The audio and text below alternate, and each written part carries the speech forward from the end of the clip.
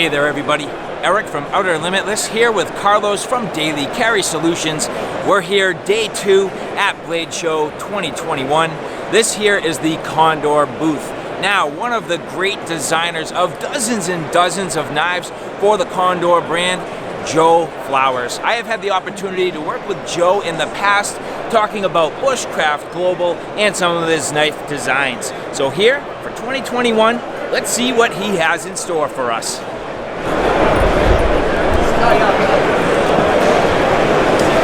All right, so Joe Flowers, what's happening? Up, dude? Good to be here. Outer Limitless in the flesh. I appreciate it. Hey, so we've had an opportunity to work together a little bit earlier this year. So Joe, owner-operator of Bushcraft Global, some pretty significant excursions. I'd say you need some pretty good blades to go down there and get to good work, do some tribal skills, and really put your guests to some challenges. Do you have some blades for 2021 here at the Condor booth that would really tailor to some of those activities? I think I might know a guy or have an app on my phone for that. Nice. Maybe. Let's check them out. If you take a gander over here, you can see the wonderful line that is Condor 2021. And as much designing as I do and all that, not all this stuff is my designs. We have some really cool new designers this year. Jason Breeden. All these brown micarta handle knives are by Jason Breeden. And if you've heard of him before, he's designed for Spyderco. He's designed for a bunch of this. Walter Matthews, who's been working with us for a long time. He's a cool dude out of Chile. He came out with this Argyle Machete that is really, really neat. It has a bulbous handle at the end, and it has this, Celtic style. What would you call that? It's like a laser engraving, really. It's bling. It's got that Celtic bling on almost a Japanese style sword. Yeah, and you know what's super weird right now? I challenge myself to talk about other people's designs to start off with, because sometimes it's hard for me to remember all the names of all these freaking awesome new designs that we have coming out. Yeah, this is a really cool blade. I actually had the opportunity to test this. Right. So Walter actually gave me his personal prototype to test it, which is really cool. And this is fantastic. It does a nice job, nice chopping, good forward weight, but it has that distal taper, so it has a real nice balance to it. And he was telling me that on the actual production model, has a little bit of a larger bulb on the back to aid in some additional purchase on the handle, and it feels great. So he did a great job with this. Real quick, Internet, we're going to jump in here for some a skill set part. There's a bunch of different grips that you can use on a machete. You've got your normal, grip there. You've got a pinch grip, a machete pinch grip, not a chef's pinch grip. But the bulb at the end of a lot of different designs can help you do this kind of loose hand style grip. Some people might call it the pistol grip at the end, but you can have just more purchase at the end to be able to swing and get a little bit more inertia on it. Whether it's this design or a design like this. This is my design, a Shotgun Machete. That's real cool.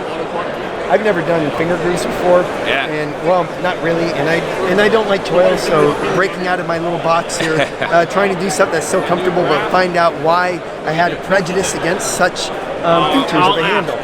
Because the bulb on the end of the Argyle is important. The bulb on the end of other stuff is important. It turned out great. We didn't make it so pronounced, so we didn't have any blistering. But same deal. You have that ability to choke at the end. This is wow. That's lighter than I thought it was going to be. This has a real nice balance, dude. If you want to feel lightweight. That's fantastic. I like it. See, I'm not a huge fan of finger grooves either, but neither am I. But what they did nice was it's all softened. There aren't hot spots in there at all. And I also like this little chamfer, so sometimes if you need a little alternate grip, and it aids in slimming down when you're getting on that finger choil, which is nice. Yeah. This is fantastic. I would love to test this. He knows his stuff. He picked up 2 things that I did on the computer, because I do that, but not a lot of people who get out in the bush realize that. Sometimes you have a 90-degree spot right here, and it's not necessarily going to cause like blisters or anything, but if you're like me and you do a lot of varying hand grips and stuff, because I'm used to doing different stuff that down in the jungle that normal people up here don't like do. you say, doing the small tasks Right. with a big blade. Exactly, right? yeah. But I've learned this from guys who are and kids who are way better than this at me. Just watching them. But doing that's very important, and they're doing this all the time. So to be able to pick up on that, somebody's paying attention. He gets an A+. No, it's fantastic, and even cool that you have a little bit of a fuller in there too. Yeah, well, I mean, that makes it sexier. Just honestly, sometimes, like I said, you got to get some bling on a blade, and making a fuller on there is sexier. You know why? And one of the reasons why, on camera and on film, it makes the knife, you laugh, but it makes the knife look cooler. Yeah. The Rambo knife has a fuller. The Crocodile Dundee knife has a fuller because they added that on camera to make it look cooler. You can say it looks cool, but it's also functional. It gives you a little bit of purchase in those alternate grips. It's not like it's jimping, but it gives you a little indexing point and some security on the blade. So, exactly. Very cool. Now, I haven't stabbed anybody really to find out if it's a blood fuller that alleviates all the blood pressure outside your cavity of your trunk. I don't know if that works. You know, you guys can internet that, but. It's some way to make a knife a little bit more appealing. Yeah. I mean, the K-bar knife would be boring as crap if it did not have that huge fuller. Think about it. You just be like, oh, there's a nonchalant little Bowie knife. Okay, rant off. What you got there? So, I guess first off, it's a bit of like a sheep's foot design. Yep. It is also, I would call that like a Scandi grind with a secondary bevel. Yeah, flat grind with the secondary bevel. So, okay. Because it's flat, and then you go to a secondary bevel. Common Spyderco loves to do that. Tops loves to do that too. A lot of different knife companies, if you're looking for a flat grind secondary bevel, do that. Interesting. Is this Condor's first sort of sheep's foot design? I can say. I believe, yeah. There might be one or two neck knives out there that they've had. This is an in-house design. I did not do anything with this. This is all the guys from Condor putting their heads together and doing something just so that they can break out of their box of always making a 4-inch knife with a 4-inch blade and all that. Yep. This is the Ocean Raider. It's cool. I noticed it has that sort of anchor, yes. the inlay and the pommel there. Very cool. You know, I was just looking at the pictures, and I made a kind of a funny side comment to my boss. I'm like, did you just design an ocean knife without a lanyard? And he just goes, wait for it. And so I came here. There's the lanyard holder right there. He goes, yeah, you can put monofilament through there, so you can put a bigger thing, or you can just have, thin stuff on there for while you're working on a boat. And I was like, oh wow, very forgot cool. that he knows what he does when he fishes. And I've seen this wire wrap on a few of their models, so it's obviously something that resounds through multiple blades, multiple models, which is cool. Hey, why don't you guys pan over here for an interesting part? You were asking about the braid right there. Yeah.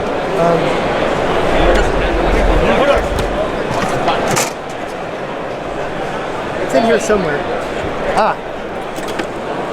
Okay, so the deal with the braid, and this isn't even an Imikasa, this one is particularly a Tramontina.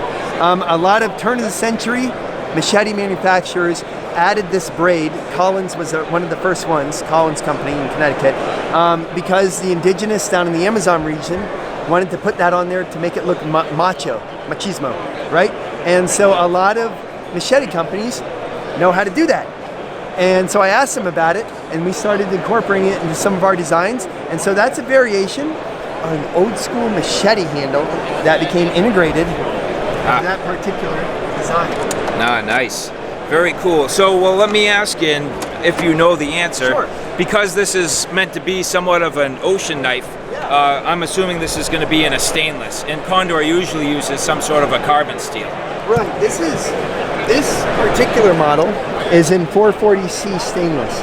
Now, they went with 440C because there's a lot more history with it. Instead of being the newest and greatest steel, 440C is a fantastic mid-grade stainless steel. Back in the day, it was like the S35BN50 when it came out.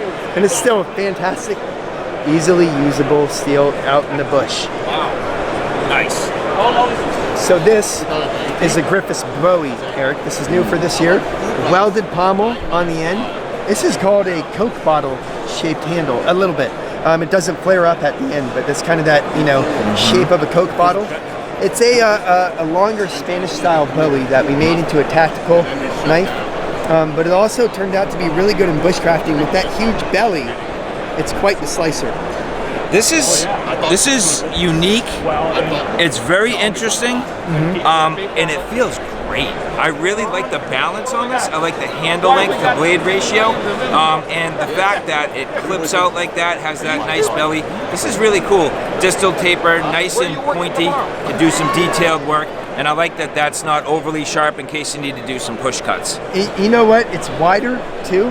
You know, a lot of these, 6-inch and under knives are really, really thin, so you can't really do things like that where you're able to hold on to it. So another added benefit of a smaller, wider knife is kind of like the big knife problem, where you're able to do finer stuff with it. Yeah. So there again, maybe it just needs to be a super fat, tiny knife, and you're able to do everything with it. Maybe it's the width, who knows, where you're able to get all these different cuts and are able to manipulate your tool to use the environment around you. I don't know what makes me say this, but it reminds me a little bit of an alligator for some reason. Yeah. It just caught my attention that way. It's kind of got that face, and then it's got that neat pattern, and that's really cool. So that's like a deep it's a deep etching, right? That's it became popular in a couple of different models. The Vipera. Yeah.